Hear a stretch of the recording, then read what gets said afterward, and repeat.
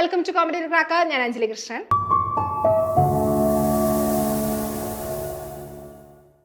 എല്ലാവർക്കും അറിയാം, എക്സാം എടുത്തിരിക്കുകയാണ് ഡ്രൈവർ കമോയുടെ. എല്ലാവരും നന്നായിട്ടിരുന്ന് പഠിക്കുന്നുണ്ടാകും.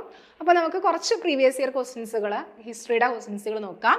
അപ്പോൾ ഫസ്റ്റ് ക്വസ്റ്റ്യൻ ഇതാണ്: കേരള ചരിത്രത്തിലെ പ്രധാന സംഭവം കാലഗണന ക്രമത്തിലാക്കുക എന്നാണ് പറയുന്നത്. കുളച്ചൽ യുദ്ധം, ആറ്റിങ്ങൽ കലാപം, ശ്രീരംഗപട്ടണം സന്ധി, കുണ്ടറ വിളംബരം. ഏതായിരിക്കാം ഇവിടെ കാലഗണന ക്രമത്തിലാക്കുമ്പോൾ? ആദ്യം 2, 1, 3, 4 അല്ലെ, അങ്ങനെയാണ് വരുന്നത്. അപ്പൊ 2 എന്ന് പറയുമ്പോൾ ഏതാണ്?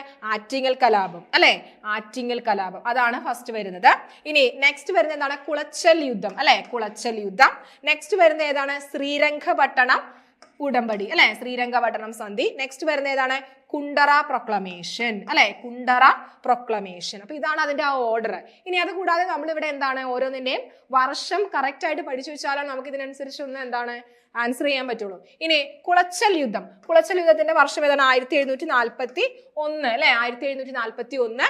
ഇനി നെക്സ്റ്റ് വരുന്നത് ആറ്റിങ്ങൽ കലാപം. ആറ്റിങ്ങൽ കലാപം 1721 ആണ് ആറ്റിങ്ങൽ കലാപം വരുന്നത് അല്ലെ. ആദ്യത്തെ സംഘടിത കലാപമാണ് അല്ലെ, സംഘടിത കലാപം, സംഘടിത കലാപം. ഇനി അതുകൂടാതെ ഇതെന്താണ്? മാർത്താണ്ഡവർമ്മ ഡച്ചുകാരും നമ്മളുണ്ടായിരുന്ന യുദ്ധമാണ് കുളച്ചൽ യുദ്ധം എന്ന് പറയുന്നത്. ഇനി ശ്രീരംഗപട്ടണം ഉടമ്പടി, ശ്രീരംഗപട്ടണം ഉടമ്പടി ഏതാണ്? 1792 അല്ലെ, 1792. അത് ഏതാണ് വരുന്നത്? അതായത് നമുക്ക് ടിപ്പു സുൽത്താൻ അല്ലെ, ടിപ്പു സുൽത്താനും കോൺവാലീസ് പ്രഭു അല്ലെ, കോൺവാലീസ് പ്രഭുവും കൂടി തേർഡ് ആംഗ്ലോ മൈസൂർ വാർ, തേർഡ് ആംഗ്ലോ മൈസൂർ വാറുമായിട്ട് റിലേറ്റ് ചെയ്തുണ്ടാക്കിയ ഒരു സന്ധിയാണ് എന്താ? ശ്രീരംഗപട്ടണം ഉടമ്പടി എന്ന് പറയുന്നത്. നെക്സ്റ്റ് വരുന്നത് കുണ്ടറ പ്രൊക്ലമേഷൻ ആണ്. ഏറ്റവും ഫേമസ് ആയിട്ടുള്ള ഒരു ഇതാണ് 1809 അല്ലെ, 1809 കുണ്ടറ പ്രൊക്ലമേഷൻ വരുന്നത്. അപ്പോൾ എല്ലാത്തിന്റെയും ഇയറും പ്രധാനപ്പെട്ട സംഭവങ്ങളും കറക്റ്റ് ആയിട്ട് ഓർത്തു വെക്കണം. ഈ ശ്രീരംഗപട്ടണം സന്ധി ആയാലും എന്തിനെ ബേസ് ചെയ്തിട്ടാണ് വരുന്നത്, കുണ്ടറ പ്രൊക്ലമേഷൻ എന്തിനെ ബേസ് ചെയ്തിട്ടാണ്, ആരുമായിട്ട് റിലേറ്റ് ചെയ്താണ് വരുന്നത്, അല്ലെങ്കിൽ ആറ്റിങ്ങൽ കലാപം എന്താണ് എന്നുള്ളതൊക്കെ കറക്റ്റ് ആയിട്ട് അതിന്റെ വർഷം അടക്കം കറക്റ്റ് ആയിട്ട് പഠിച്ചു പോകണം. ഇനി നെക്സ്റ്റ് വരുന്നതാണ് താഴെ കൊടുത്തിരിക്കുന്ന പ്രസ്താവനയിൽ ശരിയായ കാലഗണനാ ക്രമം ഏത് എന്നാണ് ചോദിക്കുന്നത്. വൈക്കം സത്യാഗ്രഹം, ചാന്നാർ ലഹള, ക്ഷേത്രപ്രവേശന വിളംബരം, മലബാർ കലാപം. ഏതായിരിക്കും ഇവിടെ ആൻസർ ആയിട്ട് വരുന്നത്? ഓപ്ഷൻ ബി ആണ് അല്ലെ. ആദ്യം ഫസ്റ്റ് വരുന്നത് ഏതാണ്? ചാന്നാർ അല്ലെ, ചാന്നാർ ലഹളയാണ് ആദ്യം വരുന്നത്. ഇനി നെക്സ്റ്റ് ദെൻ വരുന്നത് ഏതാണ്? മലബാർ കലാപം അല്ലെ, മലബാർ കലാപം. ഇനി നെക്സ്റ്റ് വരുന്ന ഏതാണ്? വൈക്കം സത്യാഗ്രഹം അല്ലെ, വൈക്കം സത്യാഗ്രഹം. നെക്സ്റ്റ് വരുന്ന ഏതാണ്? ക്ഷേത്ര പ്രവേശന വിളംബരം. ഫോർത്ത് വൺ ക്ഷേത്ര പ്രവേശന വിളംബരം. ഇനി വൈക്കം സത്യാഗ്രഹത്തിന്റെ വർഷം നോക്കുകയാണെങ്കിൽ ഏതാണ്? 1924 to 25 അല്ലെ. ഇനി ചാന്നാർ ലഹള 1759 അല്ലെ, 1759 അവസാനിച്ചു അല്ലെ, അവസാനിച്ചു. ഇനി ക്ഷേത്ര പ്രവേശന വിളംബരം വരുന്നത് 1936 അല്ലെ, ശ്രീ ചിത്തിര തിരുനാൾ ബാലരാമവർമ്മ അല്ലെ, 1936. ഇനി മലബാർ കലാപം വരുന്നത് 1921 മലബാർ കലാപം വരുന്നത് അല്ലെ. അപ്പോൾ ഈ ഒരു ഇയർ കറക്റ്റ് ആയിട്ട് ഓർത്തു പോകണം. ഇനി ഇയർ കറക്റ്റ് ആയിട്ട് ഓർത്തു പോകണം. അതുകൂടാതെ വൈക്കം സത്യാഗ്രഹം, ഗുരുവായൂർ സത്യാഗ്രഹം, ചാന്നാർ ലഹള, ക്ഷേത്രപ്രവേശന വിളംബരം, ഇതൊക്കെ ഏറ്റവും ഇമ്പോർട്ടന്റ് ആയിട്ടുള്ള ഒരു ഏരിയ ആണ്. മലബാർ റിബല്യൻ, ഇതൊക്കെ ഏറ്റവും ഇമ്പോർട്ടന്റ് ആയിട്ടുള്ള ഏരിയ ആണ്. ഇതുമായി ബന്ധപ്പെട്ട ഓരോ ലീഡേഴ്സും ആരൊക്കെയാണ്, പ്രധാനപ്പെട്ട സംഭവങ്ങൾ, വർഷം മാത്രമല്ല ഇവിടെ മാസവും അതുകൂടാതെ ഡേയും കറക്റ്റ് ആയിട്ട് ഓർത്ത് വെക്കണം. സ്റ്റേറ്റ്മെന്റ് ലെവൽ ക്വസ്റ്റ്യൻസുകളും അല്ലെങ്കിൽ എന്താണ് മാച്ച് ദ ഫോളോവിങ് കാലഗണനാ ക്രമത്തിൽ ചെയ്യുക എന്നുള്ള രീതിയിലുള്ള ക്വസ്റ്റ്യൻസുകളൊക്കെ ഇവിടെ ചോദിക്കാം. ഇനി നെക്സ്റ്റ് നോക്കിക്കൂടാ, താഴെ കൊടുക്കുന്ന പ്രസ്താവനകൾ പരിശോധിച്ച് ശരിയായവ കണ്ടെത്തുക എന്നാണ് പറഞ്ഞിരിക്കുന്നത്. പ്രവർത്തിക്കുക അല്ലെങ്കിൽ മരിക്കുക എന്നത് ക്വിറ്റ് ഇന്ത്യ സമരത്തിന്റെ മുദ്രാവാക്യമാണ്. ജാലിയൻ വാലാബാഗ് ദുരന്തം നടന്നത് 1921 ഏപ്രിൽ 13 1948 ജനുവരി 20 ഗാന്ധിജിയുടെ നേരെ ഒരു വധശ്രമം നടന്നു. രണ്ടാം വട്ടമേശ സമ്മേളനം 1931 സെപ്റ്റംബർ ലണ്ടനിൽ വെച്ച് നടന്നു. ഏതായിരിക്കാം ഇവിടെ ശരിയായവ എന്ന് പറയുമ്പോൾ 1, 3, 4 ഇവിടെ ശരിയായിട്ട് വരുന്നത് അല്ലെ, 1, 3, 4 ഇവിടെ ശരിയായിട്ട് വരുന്നത്. അപ്പൊ നമുക്ക് ഇവിടെ നോക്കുകയാണെങ്കിൽ തെറ്റ് ഏതാണ്? ജാലിയൻ വാലാബാഗ് ദുരന്തം നടന്നത് 1921 ഏപ്രിൽ 13 എന്നാണ് കൊടുത്തിരിക്കുന്നത്. അവിടെ ഡേറ്റ് തെറ്റാണ് അല്ലെ, 1919 അല്ലെ, 1919 ഏത് ജാലിയൻ വാലാബാഗ് ദുരന്തം നടക്കുന്നത്. അപ്പൊ ഒരു ഇയർ ഇതുപോലെ സ്റ്റേറ്റ്മെന്റ് ലെവൽ ക്വസ്റ്റ്യൻസും ചോദിക്കാം. അപ്പൊ അതുകൊണ്ട് ഇയർ ഒക്കെ കറക്റ്റ് ആയിട്ട് ഓർത്തു പോകണം, മാസവും ഡേ ഒക്കെ കറക്റ്റ് ആയിട്ട് ഓർത്തു പോകുക.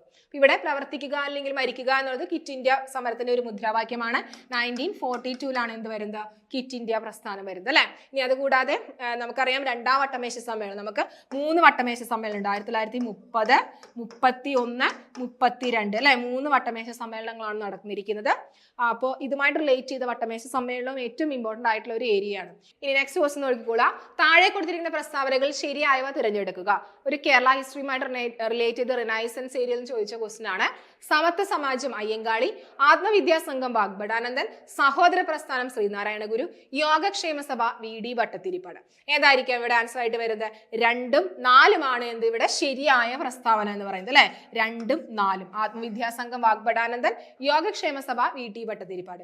ഇനി ഇവിടെ തെറ്റായിട്ടുള്ളത് സമത്വ സമാജം അയ്യങ്കാളിയാണ് അല്ലെ. അയ്യങ്കാളിയാണോ? അല്ല, വൈകുണ്ഠസ്വാമിയാണ് അല്ലെ. വൈകുണ്ഠസ്വാമിയാണ്. ഇനി സഹോദര പ്രസ്ഥാനം ആരാണ്? ശ്രീനാരായണ ഗുരു ആണോ? അല്ല, സഹോദരൻ അയ്യപ്പനാണ് അല്ലെ. സഹോദരൻ അയ്യപ്പൻ. ഇനി നെക്സ്റ്റ് ക്വസ്റ്റ്യൻ നോക്കിക്കേ. നെക്സ്റ്റ് വരുന്നത് നിയമലംഘന പ്രസ്ഥാനം നിസ്സഹകരണ പ്രസ്ഥാനത്തിൽ നിന്ന് വ്യത്യസ്തമാണ്. നിയമലംഘന പ്രസ്ഥാനത്തിൽ ഏർപ്പെട്ട ജനങ്ങൾ ബ്രിട്ടീഷുകാരോട് സഹകരിക്കാതിരിക്കുക മാത്രമല്ല അവർ കൊണ്ടുവന്ന നിയമങ്ങൾ എതിർക്കുകയും ചെയ്തു. ശരിയായത് തിരഞ്ഞെടുക്കുക എന്നാണ് പറഞ്ഞിരിക്കുന്നത്. 2ഉം ശരിയാണ്, 2ഉം തെറ്റാണ്. 1 ശരിയാണ്, 2 തെറ്റാണ്. 1 തെറ്റാണ്, 2 ശരിയാണ്. ഏതായിരിക്കും ഇവിടെ ആൻസർ ആയിട്ട് വരുന്നത്? 2ഉം ശരിയാണ് അല്ലെ. അതായത് നമുക്കറിയാം ഗാന്ധിജി ഇന്ത്യൻ ദേശീയ പ്രസ്ഥാനത്തിലേക്ക് വന്നതിന് ശേഷം 3 മാസമായിട്ടുള്ള മൂവ്മെന്റുകളാണ് നോൺ കോപ്പറേഷൻ മൂവ്മെന്റ്, നിസ്സഹകരണ പ്രസ്ഥാനം, നിയമ ലംഘന പ്രസ്ഥാനം, ക്വിറ്റ് ഇന്ത്യ മൂവ്മെന്റ് അല്ലെ. Quit India movement. ഇനി നിസ്സഹകരണ പ്രസ്ഥാനം എന്ന് പറയുമ്പോൾ എന്താണ്? നിസ്സഹകരിക്കുക അല്ലെ. അതായത് സഹകരിക്കാതിരിക്കുക എന്നുള്ളതാണ് നിസ്സഹകരണ പ്രസ്ഥാനവുമായിട്ട് വരുന്നത്. അതായത് നമുക്കറിയാം ഗാന്ധിജി നിസ്സഹകരണ പ്രസ്ഥാനം തുടങ്ങി വെക്കാനായിട്ടുള്ള കാരണമൊക്കെ നമുക്കറിയാം. റൗലറ്റ് ആക്ട്, ഖിലാഫത്ത് മൂവ്മെന്റ്, ഇതൊക്കെയാണ് നമുക്ക് മെയിൻ ആയിട്ട്. ജാലിയൻ വാലാബാഗ് കൂട്ടക്കൊല, ഇതൊക്കെയാണ് നിസ്സഹകരണ പ്രസ്ഥാനം തുടങ്ങി വെക്കാനായിട്ടുള്ള ഒരു കാരണമായിട്ട് എടുത്തു പറയുന്നത്. അപ്പൊ അവിടെ എന്താണ്? നിസ്സഹകരിക്കുക, അവിടെ കൊണ്ടുവരുന്ന ആ ഒരു കാര്യങ്ങളൊക്കെ നിസ്സഹകരിക്കുക, നിരാകരിക്കുക, ഇതൊക്കെയാണ് വരുന്നത്. ഇനി നിയമലംഘന പ്രസ്ഥാനം എന്ന് പറയുമ്പോൾ എന്താണ്? സിവിൽ ഡിസോബീഡിയൻ അല്ലെ. സിവിൽ ഡിസോബീഡിയൻ അത് ശരിക്കും പറഞ്ഞാൽ എന്താണ്? നിയമങ്ങൾ ലംഘിക്കുക. ഇതിനെ ബേസ് ചെയ്തിട്ടാണ് നമ്മൾ ഉപ്പ് നിയമമൊക്കെ ലംഘിച്ചത് അല്ലെ. ഉപ്പ് നിയമം, ഉപ്പ് സത്യാഗ്രഹം ഒക്കെ വരുന്നത് ഇതുമായിട്ട് നിയമലംഘന പ്രസ്ഥാനവുമായിട്ട് റിലേറ്റ് ചെയ്താണ്. ദെൻ നെക്സ്റ്റ് 3ാമത്തെയാണ് ക്വിറ്റ് ഇന്ത്യ. ഓരോന്നിന്റെയും വർഷം കറക്റ്റ് ആയിട്ട് പഠിക്കണം. ഇപ്പൊ നിസ്സഹകരണ പ്രസ്ഥാനമായാലും നിയമലംഘനമായാലും ക്വിറ്റ് ഇന്ത്യ പ്രസ്ഥാനമായാലും ഇതിന്റെയൊക്കെ വർഷം, ഇതുമായിട്ട് റിലേറ്റ് ചെയ്ത സംഭവങ്ങൾ ഏതെല്ലാം എന്നൊക്കെ കറക്റ്റ് ആയിട്ട് പഠിക്കണം. ഇനി നെക്സ്റ്റ് നോക്കിക്കോളാം. ഇന്ത്യൻ നാഷണൽ കോൺഗ്രസിന്റെ സമ്മേളനത്തിൽ അധ്യക്ഷത വഹിച്ച ഏക മലയാളി ചേറ്റൂർ ശങ്കരൻ നായരാണ്. അദ്ദേഹം ഏത് സമ്മേളനത്തിലാണ് അധ്യക്ഷത വഹിച്ചത് എന്നാണ് ചോദിക്കുന്നത്. ഏതാണ്? ഒറ്റപ്പാലം, സൂററ്റ്, അമരാവതി, ഹരിപുര. ഏതാണ്? അമരാവതിയാണ് അല്ലെ. ആൻസർ ആയിട്ട് വരുന്നത് അമരാവതിയാണ്. അമരാവതി സെക്ഷൻ വരുന്നത് 1897 അല്ലെ. അമരാവതി സെക്ഷൻ വരുന്നത്. അപ്പൊ ഇവിടെ കറക്റ്റ് ആയിട്ട് ഓർത്ത് വെക്കണം. ഇന്ത്യൻ നാഷണൽ കോൺഗ്രസിന്റെ സമ്മേളനത്തിൽ അധ്യക്ഷത വഹിച്ച ഏക മലയാളി എന്ന് പറയുന്നത് ചേറ്റൂർ ശങ്കരൻ നായരാണ്. അത് വഹിച്ച അല്ലെങ്കിൽ അധ്യക്ഷത വഹിച്ച സമ്മേളനം എന്ന് പറയുന്നത് അമരാവതി സെഷൻ ആണ്. അത് ഓർത്ത് വെക്കണം. ഇനി നെക്സ്റ്റ് നോക്കിക്കോളാം. നമുക്ക് ഡ്രൈവർ കം OA എക്സാം അടുത്തിരിക്കുകയാണ്. അതിന്റെ നമുക്കൊരു എന്താണ് ഒരു അവസാനഘട്ട തയ്യാറെടുപ്പ് എന്ന നിലയിൽ നിങ്ങൾക്കൊരു ലാസ്റ്റ് ഒരു ഫൈനൽ ലാപ്പിലേക്ക് എത്താൻ വേണ്ടിയിട്ട് ഉപകരിക്കുന്ന ഒരു ബാച്ചാണ് ബൂസ്റ്റർ ബാച്ച്. കോമ്പറ്റേറ്റീവ് ക്രാക്കറിൽ പുതിയൊരു ബൂസ്റ്റർ ബാച്ച് സ്റ്റാർട്ട് ചെയ്യുന്നുണ്ട്. ഇവിടെ നമ്മൾ എന്താണ് ഇതിന്റെ ഫീസും കാര്യങ്ങളൊക്കെ കൊടുത്തിട്ടുണ്ട്. അപ്പോൾ ഇവിടെ പുതിയ ബാച്ചിൽ നമുക്ക് എന്താ സിലബസിനെ ബേസ് ചെയ്തിട്ടുള്ള ക്ലാസ്സുകളാണ് നിങ്ങൾക്ക് അവൈലബിൾ ആയിട്ട് വരുന്നത്. എല്ലാ എന്താണ് ദിവസവും എന്താണ് എക്സാംസിന്റെ ആ ഒരു അപ് ടു എക്സാം വരെ നമുക്ക് എന്താണ് ഒരു 2 ഹവറിന്റെ ലൈവ് ക്ലാസ്സുകൾ വരുന്നുണ്ട്. അത് നമുക്ക് രാത്രി ടൈമുകൾ നിങ്ങൾക്ക് ഏറ്റവും അഫോർഡബിൾ ആയിട്ടുള്ള ഒരു ടൈമാണ് അല്ലെ. വർക്ക് ചെയ്യുന്നവർക്കൊക്കെ രാത്രി ടൈം വളരെ നല്ലതാണ് ക്ലാസ് കാണാനും പഠിക്കാനൊക്കെ ആയിട്ട്. അപ്പൊ ആ ഒരു ടൈമുകളിലാണ് നമ്മൾ ക്ലാസ്സുകൾ വരുന്നത്. ഇവിടെ നമ്മൾ സിലബസ് ബേസ് ചെയ്ത് തന്നെയാണ് നമുക്ക് ഒരു ദിവസം 2 മണിക്കൂർ നമുക്ക് ഓരോ സിലബസും നമ്മൾ കറക്റ്റ് ആയിട്ട് നമ്മൾ പഠിച്ച് അതിനെ ബേസ് ചെയ്തിട്ടുള്ള ക്വസ്റ്റ്യൻസുകൾ അല്ലെങ്കിൽ അതിൻ്റെ കണ്ടന്റുകൾ എന്തൊക്കെയാണ്, ഇനി പ്രീവിയസ് ഇയർ ക്വസ്റ്റ്യൻസുകൾ, ഇതെല്ലാമാണ് നമ്മളവിടെ ഡിസ്കസ് ചെയ്യുന്നത്. ഫുള്ളി സിലബസ് കവർ ചെയ്ത് തന്നെയാണ് നമ്മളവിടെ പഠിക്കുന്നത്. അപ്പോൾ ബൂസ്റ്റർ ബാച്ചിൽ ജോയിൻ ചെയ്യുക. കൂടുതൽ വിവരങ്ങൾക്ക് കോൺടാക്ട് ചെയ്യുക 8089200474 എന്ന് പറയുന്ന നമ്പറിലേക്ക് കൂടുതൽ വിവരങ്ങൾക്കായിട്ട് കോൺടാക്ട് ചെയ്യാവുന്നതാണ്. ഇനി നമുക്ക് നെക്സ്റ്റ് ക്വസ്റ്റ്യനിലേക്ക് പോകാം. മഹാത്മാഗാന്ധിയുമായി ബന്ധപ്പെട്ട സംഭവങ്ങളിൽ ശരിയായത് തിരഞ്ഞെടുക്കുക എന്നാണ് പറഞ്ഞിരിക്കുന്നത്. പ്രവർത്തിക്കുക അല്ലെങ്കിൽ മരിക്കുക, ക്വിറ്റ് ഇന്ത്യ ശരിയാണ് അല്ലെ. പ്രവർത്തിക്കുക അല്ലെങ്കിൽ മരിക്കുക. ചമ്പാരൻ സത്യാഗ്രഹം ആണ് ഗാന്ധിജി ഇന്ത്യയിലേക്ക് വന്നതിന് ശേഷം നടത്തിയ 3 സത്യാഗ്രഹങ്ങളിൽ ഒന്നാണ് അല്ലെ. ഒന്ന് ചമ്പാരൻ സത്യാഗ്രഹം, അതുകൂടാതെ ഖേദ അഹമ്മദാബാദ്. ഒന്ന് 1917, ഖേദയും അഹമ്മദാബാദും 1918 അല്ലെ. ഇനി ഇവിടെ എന്താണ്? ചമ്പാരൻ സത്യാഗ്രഹം നീലം അല്ലെ, നീലം കർഷകർക്ക് വേണ്ടിയിട്ട് നടത്തിയതാണ് അല്ലെ, നീലം കർഷകർക്ക് വേണ്ടിയിട്ടുള്ള ആദ്യത്തെ എന്താണ്? സത്യാഗ്രഹമാണ്. ഇനി അഹമ്മദാബാദ് മിൽ സ്ട്രൈക്ക് എന്ന് പറയുമ്പോൾ എന്താണ്? നിരാഹാരം. ഗാന്ധിജി നടത്തിയ ആദ്യത്തെ നിരാഹാര സമരമാണ്. ഖേദ എന്ന് പറയുമ്പോൾ ആദ്യത്തെ കർഷക സമരമാണ് അല്ലെ, കർഷക സമരം. ഓരോന്നിന്റെ വർഷം ഓർത്തു വെക്കണം.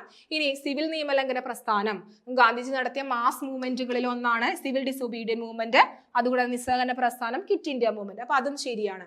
ചാന്നാർ ലഹള എന്ന് പറയുന്നത് എന്താണ്? തെറ്റാണല്ലോ, ഗാന്ധിജിയുമായിട്ട് റിലേഷൻ ഇല്ല.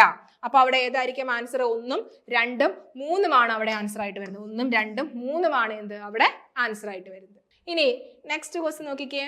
ഖിലാഫത്ത് പ്രസ്ഥാനത്തിന്റെ നേതാക്കളിൽ ശരിയായവ ഏത് എന്നാണ് ചോദിക്കുന്നത്. Muhammad Ali and Shaukat Ali, Motilal Nehru and CR Das, Lala Lajpat Rai and Balagangadhara Tilak, Rabindranath Tagore and Subhash Chandrabose. ഏതായിരിക്കും അവിടെ ആൻസർ ആയിട്ട് വരുന്നത്? മുഹമ്മദ് അലി, ഷൗക്കത്ത് അലി അല്ലെ. അലി ബ്രദേഴ്സ് എന്ന് പറഞ്ഞ് നമ്മൾ വിളിക്കുന്നതാണ് അല്ലെ മുഹമ്മദ് അലിയും ഷൗക്കത്ത് അലിയും. എന്താണ് ഖിലാഫത്ത് പ്രസ്ഥാനം എന്ന് പറഞ്ഞാൽ? 1919 നമുക്ക് എന്ത് ഖിലാഫത്ത് പ്രസ്ഥാനം വരുന്നത് അല്ലെ, 1919. ഇതിനെ ബേസ് ചെയ്തിട്ടാണ് ഗാന്ധിജി നിസ്സഹകരണ പ്രസ്ഥാനമൊക്കെ ആരംഭിക്കുന്നത് അല്ലെ. അതായത് ഇവിടെ ബ്രിട്ടീഷുകാർ തുർക്കി പിടിച്ചെടുത്തതിന് ശേഷം അല്ലെ, തുർക്കി പിടിച്ചെടുത്ത് ഫസ്റ്റ് വേൾഡ് വാറിന് ശേഷം തുർക്കി പിടിച്ചെടുക്കുകയും, അപ്പോൾ നമുക്കറിയാം തുർക്കി എന്ന് പറയുന്ന സ്ഥലം അവിടെയുള്ള ഒരു ഖലീഫ അല്ലെ, ഖലീഫയെ പുറത്താക്കി. അപ്പോൾ മുസ്ലിം വിഭാഗത്തിലെ ഏറ്റവും ഇമ്പോർട്ടൻ്റ് ആയിട്ടുള്ള ഒരാളാണ് ഈ ഖലീഫ എന്ന് പറയുന്നത്. അപ്പോൾ ഈ ഖലീഫയെ പുറത്താക്കിയതിൽ പ്രതിഷേധിച്ച് ഇന്ത്യയിൽ തുടങ്ങി, അല്ലെങ്കിൽ ഖലീഫയ്ക്ക് ആ ഒരു സ്ഥാനം കൊടുക്കുക, തുർക്കി തിരിച്ചു പിടിക്കുക എന്നൊക്കെ അതിനെ ബേസ് ചെയ്തിട്ട് തുടങ്ങിയ ഒരു പ്രസ്ഥാനമാണ് ഖിലാഫത്ത് പ്രസ്ഥാനം എന്ന് പറയുന്നത്. മുഹമ്മദ് അലി ആൻഡ് ഷൗക്കത്ത് അലിയാണ് ഇത് ആരംഭിച്ചത്. അപ്പൊ ഈ ഒരു പ്രസ്ഥാനം ഗാന്ധിജി കണ്ടത് ഇന്ത്യയിലെ മുസ്ലിങ്ങളുടെയും ഹിന്ദുക്കളുടെയും ഒരു യൂണിറ്റി, അങ്ങനെയാണ് ഗാന്ധിജി അവിടെ കണ്ടത്. അപ്പൊ ഇതിനെ ബേസ് ചെയ്തിട്ട് ഗാന്ധിജി ഖിലാഫത്ത് പ്രസ്ഥാനവുമായിട്ട് റിലേറ്റ് ചെയ്ത് കേരളമൊക്കെ സന്ദർശനം നടത്തുന്നുണ്ട് അല്ലെ. പക്ഷേ കേരളത്തിൽ എന്താണ്, നമുക്ക് ഒരു കലാപത്തിലേക്ക് വഴിവെച്ചു. മലബാർ കലാപം എന്ന് പറയുന്ന ഒരു കലാപത്തിലേക്ക് വഴിവെച്ചൊരു പ്രസ്ഥാനം കൂടിയാണ് ഈ ഖിലാഫത്ത് മൂവ്മെന്റ് എന്ന് പറയുന്നത്. അപ്പൊ ഇത് സ്റ്റാർട്ട് ചെയ്ത് മുഹമ്മദ് അലിയും ഷൗക്കത്ത് അലിയുമാണ് അത് ആരംഭിച്ചത്. ഇനി നെക്സ്റ്റ് നോക്കിക്കോളുക. ഗുരുവായൂർ സത്യാഗ്രഹവുമായി ബന്ധപ്പെട്ട് തന്നിരിക്കുന്ന പ്രസ്താവനയുടെ അടിസ്ഥാനത്തിൽ ശരിയായ ഉത്തരം കണ്ടെത്തുക എന്നാണ് പറഞ്ഞിരിക്കുന്നത്. മന്നത്ത് പത്മനാഭൻ അധ്യക്ഷനും കെ കേളപ്പൻ സെക്രട്ടറിയുമായ ഒരു സത്യാഗ്രഹ കമ്മിറ്റി രൂപീകരിച്ചു. ഗാന്ധിജിയുടെ അനുവാദത്തോടുകൂടി കെ കേളപ്പൻ 1932 സെപ്റ്റംബർ 22 ക്ഷേത്രനടയിൽ ഉപവാസം ആരംഭിച്ചു. ഗാന്ധിജിയുടെ നിർദ്ദേശപ്രകാരം 1932 ഒക്ടോബർ 2, അതായത് 10 ദിവസത്തിന് ശേഷം കെ കേളപ്പൻ ഉപവാസം അവസാനിപ്പിച്ചു. പയ്യന്നൂരിൽ നിന്ന് ഗുരുവായൂരിലേക്ക് കെ കേളപ്പന്റെ നേതൃത്വത്തിൽ ഒരു കാൽനട പ്രചരണ യാത്ര ആരംഭിച്ചു, അല്ലെങ്കിൽ ജാഥ പുറപ്പെട്ടു. അപ്പൊ ഇതിൽ ഏതായിരിക്കാം കറക്റ്റ് ആയിട്ട് വരുന്നത്? 1, 2, 3 അല്ലെ. 1, 2, 3 എന്താ ഇവിടെ ശരിയായിട്ടുള്ളത് അല്ലെ. 1, 2, 3. ഈ പയ്യന്നൂരിൽ നിന്ന് ഗുരുവായൂരിലേക്ക് കെ കേളപ്പന്റെ നേതൃത്വത്തിൽ ഒരു കാൽനട പ്രചരണ യാത്ര പുറപ്പെട്ടു എന്നുള്ളത് അവിടെ തെറ്റായിട്ടുള്ള പ്രസ്താവനയാണ്. അപ്പൊ ഇവിടെ കറക്റ്റ് ആയിട്ട് നമുക്ക് 3 സ്റ്റേറ്റ്മെന്റുകൾ ഗുരുവായൂർ സത്യാഗ്രഹവുമായിട്ട് റിലേറ്റ് ചെയ്ത് പഠിക്കാനായിട്ട് കിട്ടിയിട്ടുണ്ട് അല്ലെ. മന്നത്ത് പത്മനാഭൻ അധ്യക്ഷനും കെ കേളപ്പൻ സെക്രട്ടറിയുമായ ഒരു സത്യാഗ്രഹ കമ്മിറ്റി രൂപീകരിച്ചു. അത് ശരിയാണ്. ഗാന്ധിജിയുടെ അനുവാദത്തോടു കൂടിയാണ് കെ കേളപ്പൻ 1932 സെപ്റ്റംബർ 22 ക്ഷേത്ര നടയിൽ ഉപവാസം ആരംഭിച്ചത്. ഗാന്ധിജി നിർദ്ദേശപ്രകാരം 10 ദിവസത്തിന് ശേഷം 1932 ഒക്ടോബർ 2 അല്ലെ ഉപവാസം അവസാനിക്കും. ഇനി നെക്സ്റ്റ് ക്വസ്റ്റ്യൻ നോക്കിക്കോളാം. നെക്സ്റ്റ് ക്വസ്റ്റ്യൻ ഇതാണ്. ചേരുംപടി ചേർക്കുക. നോക്കിക്കേ, ഇന്ത്യൻ ദേശീയ സമരകാലത്തെ പ്രധാന പത്രങ്ങളും നേതൃത്വം നൽകിയവരും ആണ് പറയുന്നത്. മിറാത്ത് ഉൾ Akbar, Kesari Maratha, Commonwealth, young India. ഏതായിരിക്കും ഇവിടെ ആൻസർ ആയിട്ട് വരിക? ഓപ്ഷൻ ബി ആണ് ഇവിടെ ആൻസർ ആയിട്ട് വരിക അല്ലെ. അതായത് നമുക്കറിയാം 1 വരുമ്പോ ഏതാണ്? മിറാത്ത് ഉൾ അക്ബർ എന്ന് പറയുമ്പോൾ ഏതാണ്? മിറാത്ത് ഉൾ അക്ബർ രാജാറാം മോഹൻ റോയ് ആണ് അല്ലെ. ഇനി കേസരി മറാത്ത ഏതാണ്? ബാലഗംഗാധര തിലക് അല്ലെ. ഇനി കോമൺവെൽത്ത് എന്ന് പറയുമ്പോൾ ആരാണ്? Mrs Annie Besant. ഇനി യങ് ഇന്ത്യ എന്ന് പറയുമ്പോൾ മഹാത്മാഗാന്ധി. അപ്പോൾ ഇത് കറക്റ്റ് ആയിട്ട് പഠിക്കണം. ദേശീയ പ്രസ്ഥാനവുമായിട്ട് റിലേറ്റ് ചെയ്ത പത്രങ്ങൾ, അതിന് നേതൃത്വം കൊടുത്തവരാര് എന്നൊക്കെ പഠിക്കണം.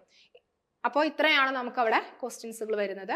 അപ്പോൾ ഏറ്റവും ഇമ്പോർട്ടൻ്റ് ആയിട്ടുള്ള ഒരു പാറ്റേൺ, ക്വസ്റ്റിൻ്റെ പാറ്റേൺ നമുക്ക് മനസ്സിലാക്കി പഠിക്കാനായിട്ട് പറ്റും. അപ്പോൾ എല്ലാവരും പുതിയൊരു ബൂസ്റ്റർ ബാച്ചാണ്, ജോയിൻ ചെയ്യുക. ഇതിൽ കൺഫ്യൂഷൻ ഉണ്ടെങ്കിൽ കൂടുതൽ വിവരങ്ങൾക്കായിട്ട് കോൺടാക്ട് ചെയ്യുക. താഴെ കാണുന്ന നമ്പറിൽ കോൺടാക്ട് ചെയ്യുക. അപ്പോൾ വീഡിയോ ഇഷ്ടമായെങ്കിൽ ലൈക്ക് ചെയ്യുക, ഷെയർ ചെയ്യുക, സബ്സ്ക്രൈബ് ചെയ്യുക. Thank you.